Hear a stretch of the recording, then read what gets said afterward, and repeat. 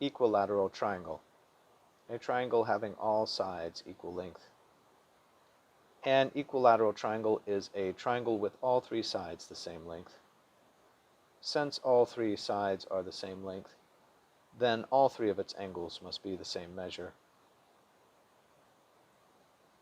180 degrees divided by 3 angles is 60 degrees each. A triangle is a shape lying in a plane with 3 sides and therefore 3 angles. All triangles, no matter what the length of the 3 sides, has the sum of the 3 angles always adding up to 180 degrees. In a world that seems so random, having any and all triangles sum their angles to the exact same measure of 180 degrees seems very calculated.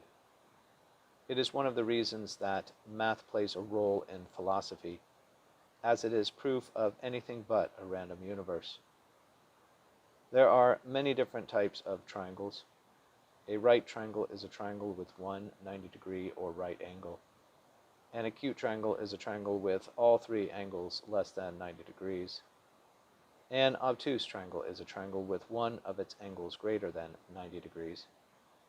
An isosceles triangle is a triangle with 2 equal length sides and therefore equal measure base angles. The base of an isosceles triangle is the third side that is not an equal length to the 2 equal length sides. A scalene triangle is a triangle with all 3 sides of different lengths.